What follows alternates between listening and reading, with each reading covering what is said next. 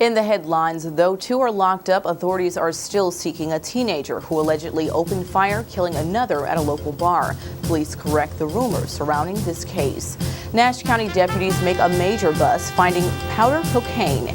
If you were out of work after the hammering of Hurricane Irene, you still have time to get help, and we'll have the latest going on at Braswell Memorial Library. These stories and more coming up on NewsBreak starting now.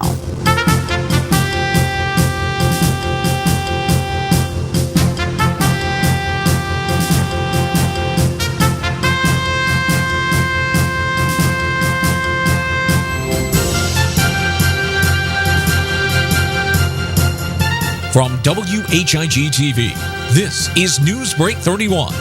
Now, here's Marie Torres. Hello, and thanks for tuning in to WHIG-TV Newsbreak, your voice in the community. I'm Marie Torres. First, we update you in a case of murder at a local bar in Rocky Mount. Though two are behind bars, authorities are still seeking a teenager who allegedly opened fire, killing another. The alleged gunman is 17-year-old Royal Rakeem Williams. Rocky Mount PD says that at 2 a.m. Friday at the Nightlife Bar and Grill on 821 Country Club Road, the victim, 24-year-old Ryan Craig Bobbitt, was physically assaulted inside by Williams and the two other suspects, 29-year-old Kenny Malik Bynum and 28-year-old Duron Terrell Alston. It's believed Williams got a gun, then shot Bobbitt. Bobbitt was pronounced dead on the scene. According to North Carolina Department of Corrections, Bobbitt had recently been released from jail after being incarcerated for 6 months on drug-related charges. He leaves behind his wife, Carolyn of Castalia. We're getting new details on this case, and more charges are likely to be filed.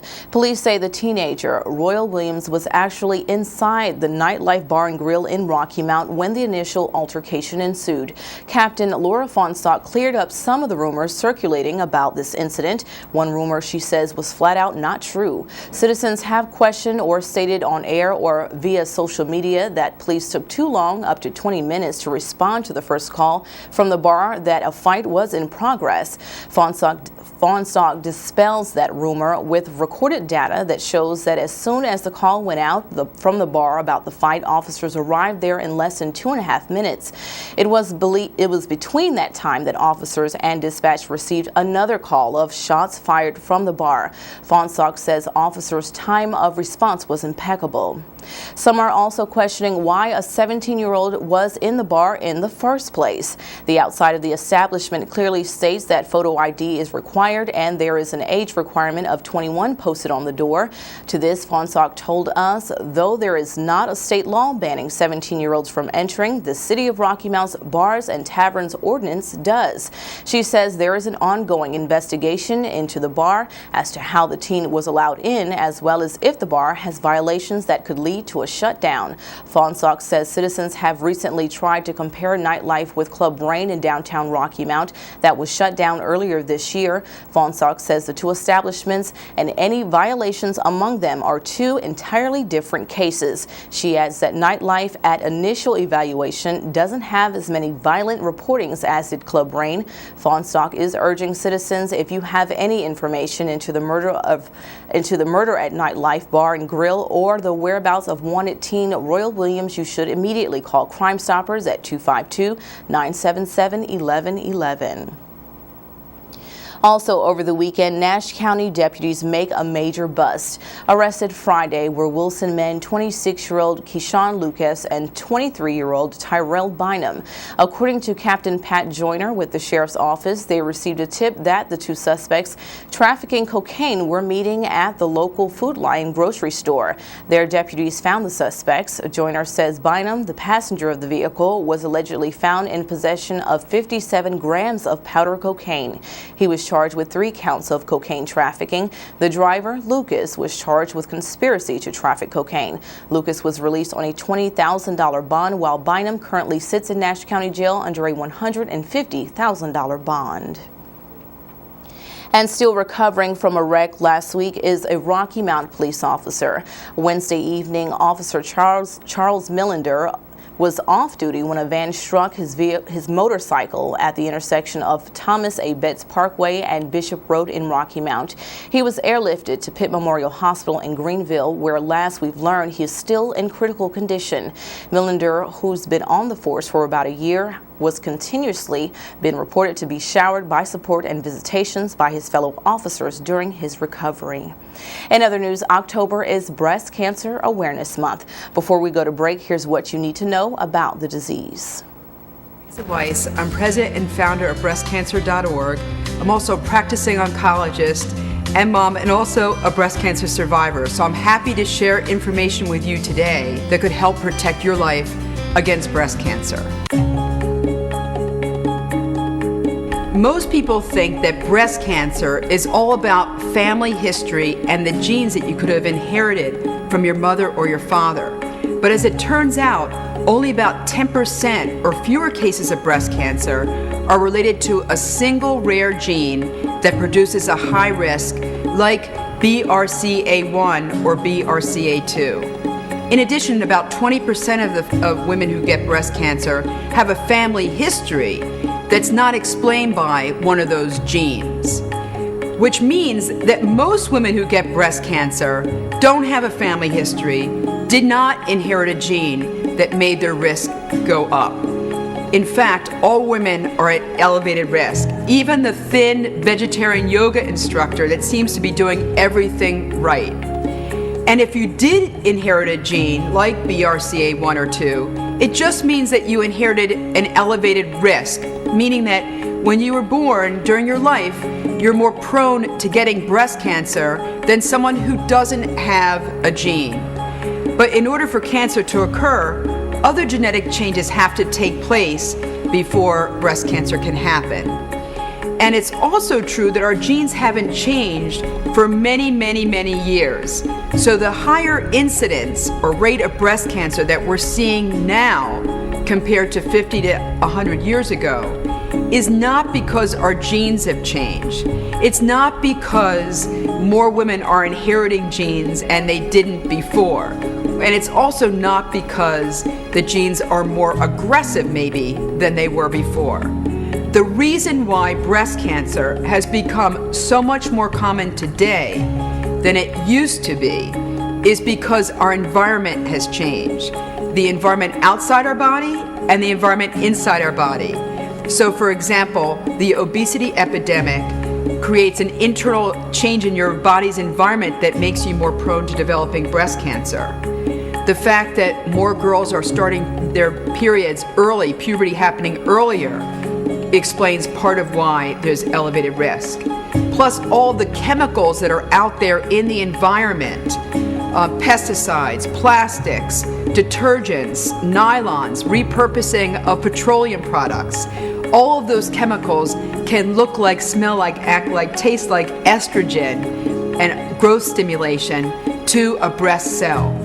So the bottom line is that breast cancer, yes, it is the most common cancer to affect women, and we're all at risk. But the good news is that there are changes that we can make in our everyday life to reduce our risk of breast cancer. You got to get started somewhere. One step leads to two steps, and then you get into the groove of it, and you realize, hey, I can make some of these changes. When we return on Newsbreak, you still have time to get help if you are out of work and out of pay because of Hurricane Irene. This story and more right after these words.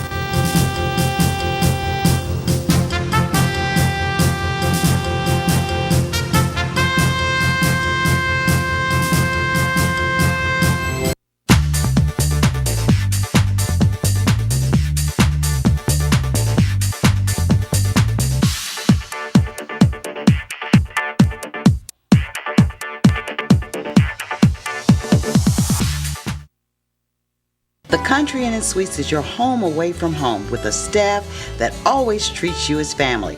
If you or your church or company has visitors, give them a great Rocky Mount welcome with a special discount on their overnight or extended stay. Not only is the Country Inn & Suites a comfortable place, we'll spoil them with fresh cookies and complimentary breakfast. We are filled with luxuries like an indoor pool, fitness center, and a guest laundry.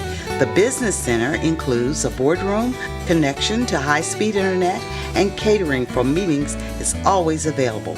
Call me, Donovan Chavis, at 252-442-0500 for a tour and or to set up your corporate rate. You're always welcome as family in the Country Inn and Suites, Rocky Mount.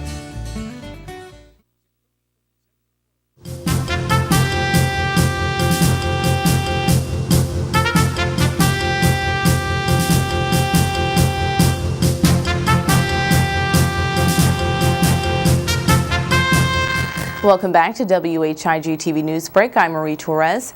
A native author will grace the area with his latest work. From Braswell Memorial Library, here is Linda Bunch to tell us more. Memorial Library, and on October the 22nd from 3 to 4 o'clock p.m. we will be having one of our local authors. He has written a book. His name is Garland S. Tucker, and he will be here to talk about his book, The High Tide of American Conservatism, Davis, Coolidge, and the 1924 election. You can go on our website, www.braswell-library.org, or call the library at 442-1951. So we're excited about having this opportunity for him to share his book and the book signing, and it will be in the Battle Meeting Room. And again, that is October 22nd from 3 to 4 o'clock p.m. Want everybody to come out and welcome him back to Rocky Mount and enjoy the book signing. Thanks, Linda. Thursday, we'll be letting you know about what else is going on at Braswell this month. If you are out of work after the hammering of Hurricane Irene, you still have time to get help. According to North Carolina's Employment Security Commission, the date to file for disaster unemployment assistance in our declared disaster areas has been extended to November 1st. Those who qualify can receive benefits dating back to the week of September 3rd. Those who meet the DUA criteria include workers or business owners who were unemployed due to the disaster and do not qualify for regular unemployment insurance benefits, self-employed individuals and small business owners who lost income due to the disaster, individuals who were prevented from working due to an injury caused by the disaster, individuals who have become the major support of household because the head of household died as a direct result from a major disaster, individuals who are unable to reach their job or self-employment location because they had to travel through the affected area and were prevented from doing so by the disaster, and individuals who were to start employment or self-employment but were prevented by the disaster. If you are an Edgecombe, Nash, or Wilson County resident who meets the criteria, you can contact the Employment Security Commission by email at esc.dua@ncesc.gov or by calling 1-866-795-8877 to apply for DUA benefits. Individuals are encouraged to file as soon as possible. Whether you're looking to adopt or foster, there are local animals that need some tender love and care. Check out these adorable pets.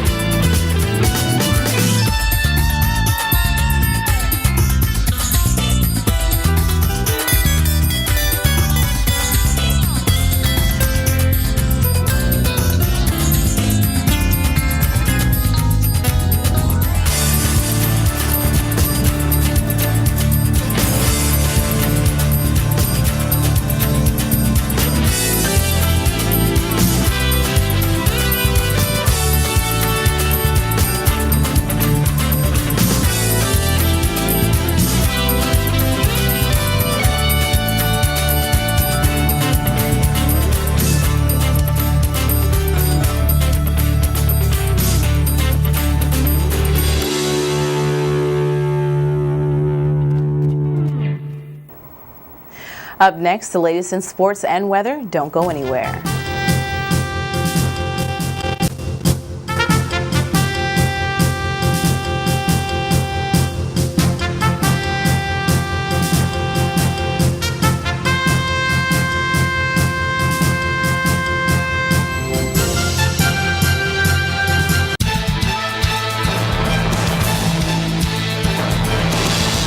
When it's happening to you, you'll hear from us. WHIG TV Newsbreak is reporting on the news, issues, and stories that matter to you. Call us at 252-885-1814. Email us at marie.whigtv@gmail.com or check us streaming live at whigtv.com. We're your voice, ready to bring you the news. The Country Inn and Suites is your home away from home with a staff that always treats you as family. If you or your church or company has visitors, give them a great Rocky Mount welcome with a special discount on their overnight or extended stay. Not only is the Country Inn and Suites a comfortable place, we'll spoil them with fresh cookies and complimentary breakfast. We are filled with luxuries like an indoor pool, fitness center, and a guest laundry. The business center includes a boardroom, connection to high-speed internet, and catering for meetings is always available. Call me, Donna Chavis, at 252-442-0500 for a tour and or to set up your corporate rate. You're always welcome as family in the Country Inn and Suites, Rocky Mount.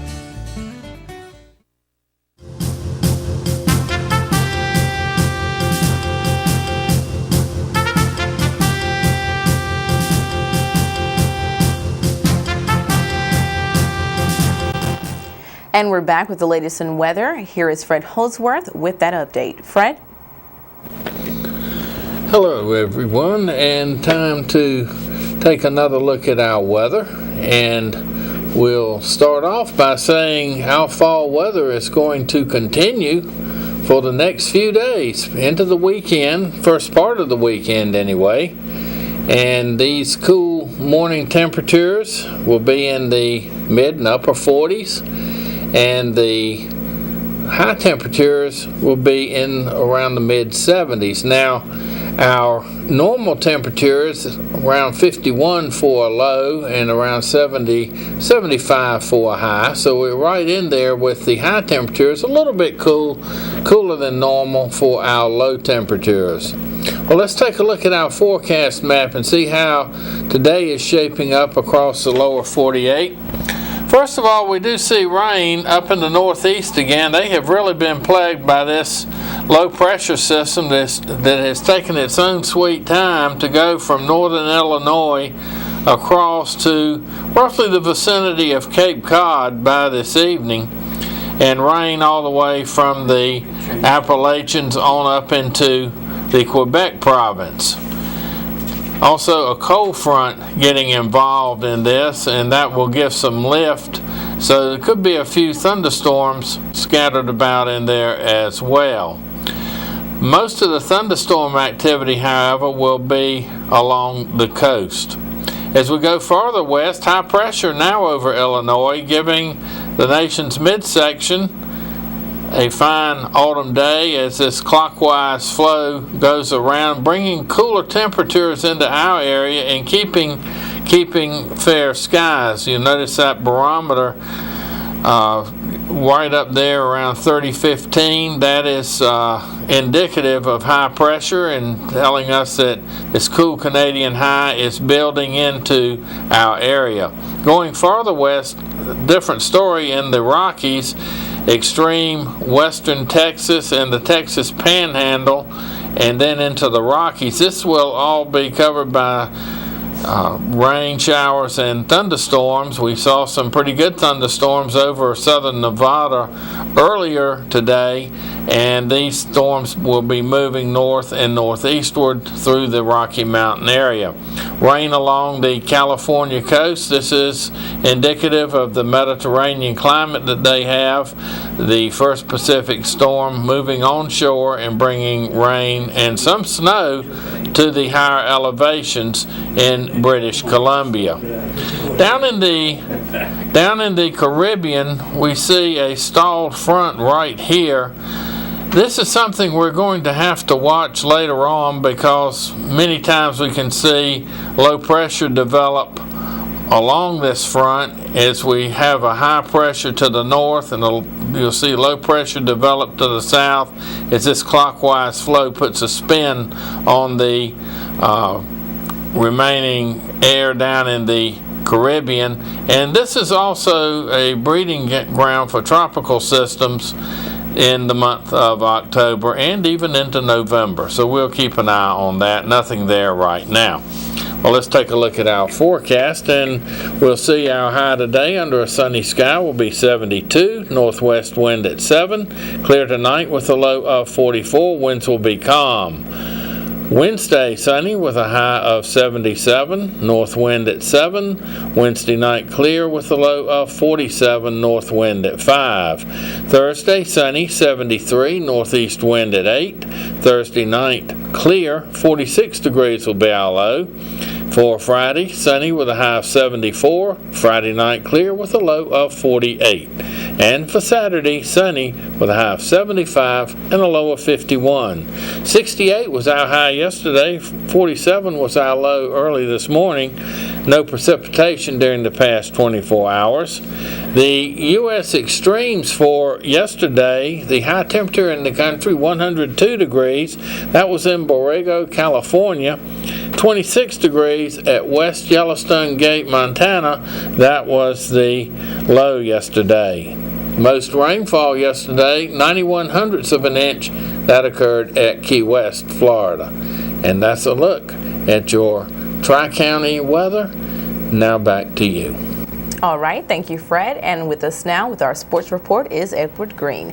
Tell us what's the latest, Edward. Well, Marie, we finally got our high school football games in this Monday night after the crazy weather we had Friday, where a storm just pretty much blew in for a couple hours, had some lightning and rain.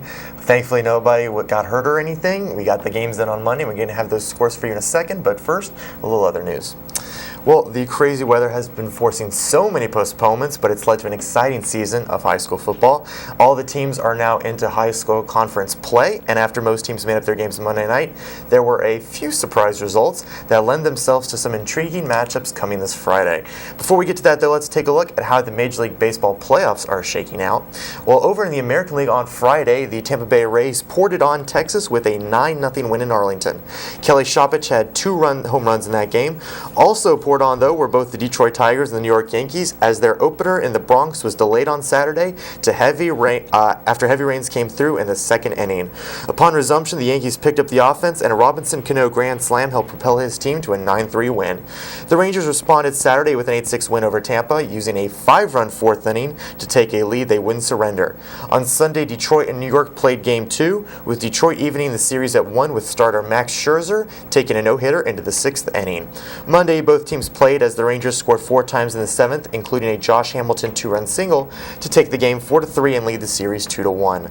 Detroit also took a 2-1 series lead with a 5-4 win over New York, with Tigers closer Jose Valverde bringing the go-ahead run to the plate in his second straight game of work, but for the second straight time worked out of it for the save. Over in the National League, both series ran as scheduled during the weekend. Philadelphia worked out of an early hole to blow out St. Louis Saturday 11-6, while Milwaukee defeated Arizona 4-1 on the back of 8 strong innings by starting pitcher Giovanni Gallardo. On Sunday, it was the Cardinals' turn to bounce back as Albert Pujols drove in the go-ahead run in the 7th to complete a comeback that started with his team down 4-0. And in Milwaukee, after a Justin Upton home run tied it at 4 for the Diamondbacks, Ryan Braun and the Brewers scored 5 times to win 9-4 and take a 2-0 series lead to Arizona. The schedule for today's games: Texas looks to clinch in Tampa at 2. Detroit looks to do the same for at home at 8:30 tonight. Philadelphia and St. Louis meet for Game 3 at 5, and the Diamondbacks look to force a Game 4 against the Brewers at 9:30. For high school football scores, the first shocker was Fike beating undefeated Southern Nash in Wilson 34-28 in overtime. Fike started slow but has picked up a lot of confidence, while the Firebirds have to worry if last year's swoon near the end of the season may be starting early this year. In Rocky Mount, Nash Central scored 24 straight points against the Griffons and held off a late rally to win 24-16. The Bulldogs had 2 weeks to get quarterback Jalen Hendricks back from an ankle injury, and with him in the lineup, they could challenge for the conference title. Southwest Edgecombe won its second straight game, beating Beddingfield 40-20 as the Cougars have suddenly found an offense. North Edgecombe rebounded at home 56-26 against Northampton East to move into a tie for the conference lead. Tarboro continues to improve moving forward, this time with a 48-7 win over Green Central on Saturday.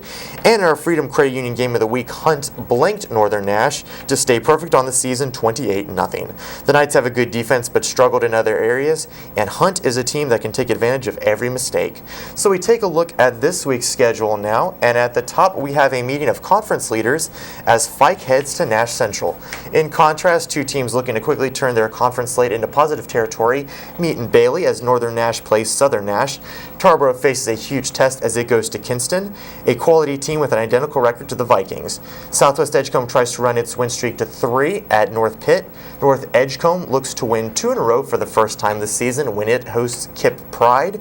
And in our game of the week, we head to Rocky Mount, where the Griffons try to get back to 500 in conference play, while Hunt looks to improve to 2-0. So Marie, with the fantastic weather we are going to have this week, there's really no reason you can't get out to the football fields this Friday night and catch a local area game, and some great competitions going on. All right, definitely. Thank you so much, Edward. Thanks, Marie. That's all for us here today on Newsbreak. Join us Thursday live at noon for more news that's impacting the community. For WHIG TV, I'm Marie Torres. We'll see you next time.